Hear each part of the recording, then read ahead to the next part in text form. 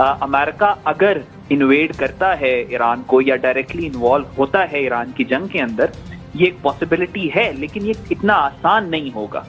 अहमद हसन अल अरबी ने हमें ज्वाइन किया है, उनके लिए बताइएगा इस वक्त जो ईरान के अंदर टेंशन चल रही है, उसके बाद जो अमेरिका का रद्द-ए-अमल सामने आया है, वो तो जंग के लिए बाकायदा तौर पर तैयार है। उसने जो कतर में अपने अड्डे हैं उनकी भी तैयारी पकड़ ली है। आप क्या समझते हैं कि आज जो व्हाइट हाउस में होने वाला इजलास है, जे.डी. वेंस जो कि ऑलरेडी कह चुके हैं कि सिफारतकारी से मामला तय किए जाने चाहिए, तो क्या वो ट्रंप को कायल कर पाएंगे?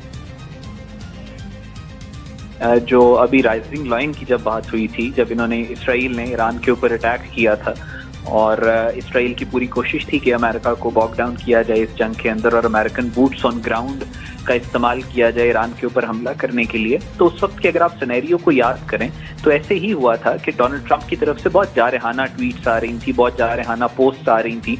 और वो पोस्ट आपको याद होगी कि जब उन्होंने कहा था कि evacuate Tehran which is clearly a nuclear threat, लेकिन फिर आपने देखा कि इसी तरीके से जे.डी. वेंस जो थे उन्होंने कहा कि हमें बाहर की जंगों में इन्वॉल्व नहीं होना चाहिए और मामले को डी एस्केलेट करना चाहिए।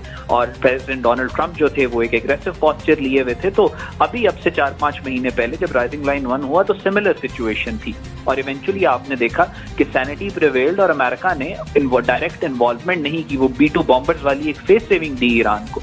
अभी भी जो सिचुएशन है वो उसी तरीके से अनफोल्ड कर रही है। जे.डी. वेंस जो है he is the good cop और डोनाल्ड ट्रंप जो हैं वो एक बैड कॉप प्ले कर रहे हैं। अपनी नेगोशिएशंस जो होती हैं वो इसी तरीके से होती हैं, एक एग्रेसिव पोस्चर रखता है और एक जो है पैसिव पोस्चर रखता है।